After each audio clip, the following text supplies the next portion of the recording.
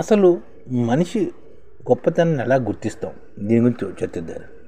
సాధారణంగా మనిషి గొప్ప విషయాల పట్ల వ్యామోహితుడే ఉంటాడు. అంటే గొప్ప విషయాల పట్ల వ్యామోహం కలిగి ఉంటాడు మన మనిషి. బుద్ధి తెలిసినట్టు నుంచి తానే గొప్పవాళ్ళని ఉండాలని భావిస్తుంటాడు.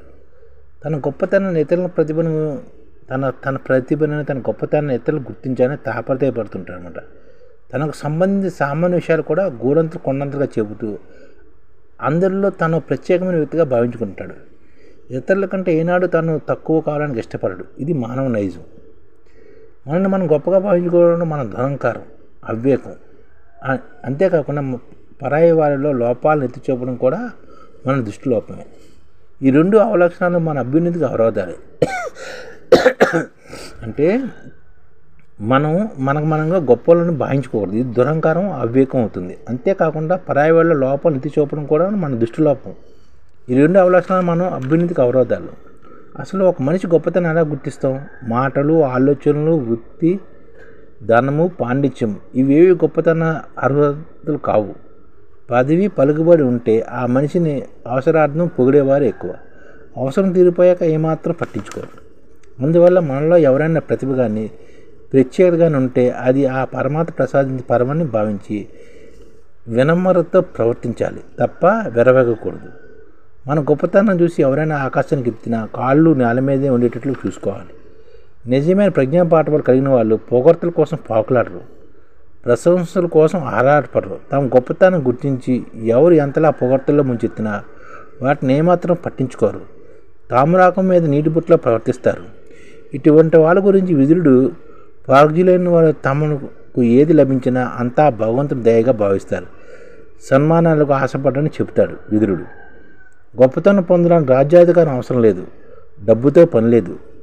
నిరాడంబరత, త్యాగనిరతి, సేవాగుణం వంటి మంచి సుగుణాలు ఉంటే చాలు, అతను గొప్ప వ్యక్తే.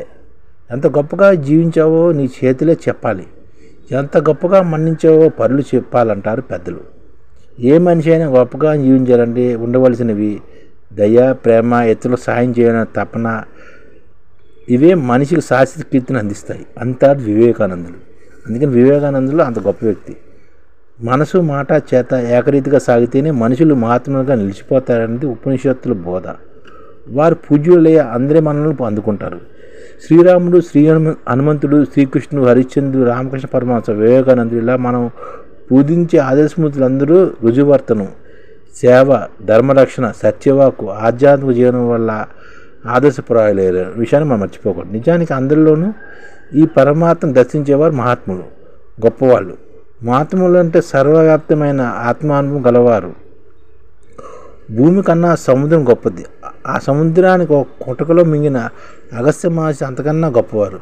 కానీ ఆకాశంలో ఉన్న అన్ని లోకాలను ఒకే పాదంతో కొలిచిన వామనుడు అగస్త్యుడి కన్నా గొప్పవాడు. ఆ పరమాత్మని తనలోని అందరిలోనూ చూసే సాధకుడు మరీ గొప్పవాడు. అందుకే మనిషి ఈ సృష్టిలోని ప్రతి జీవిలోని పరమాత్మ దర్శించి ప్రతిఫల లాభాపేక్ష లేని సేవను అందించాలి. అప్పుడే అతడు మహాత్ముడిగా అందరి మనసులో నిలిచిపోతాడు. అతనే గొప్పవాడు. గొప్పతనం అన్నది ఈ విషయంగానే వస్తుంది. సాధారణంగా మనిషి గొప్ప విషయాలపై వ్యామోహితులు అవుతాడు. కానీ గొప్పతనం అన్నది అసలైనది ఇది. దీన్ని తెలుసుకుని మనిషి ప్రవర్తించాలి. అప్పుడే గొప్పవాడు అవుతాడు.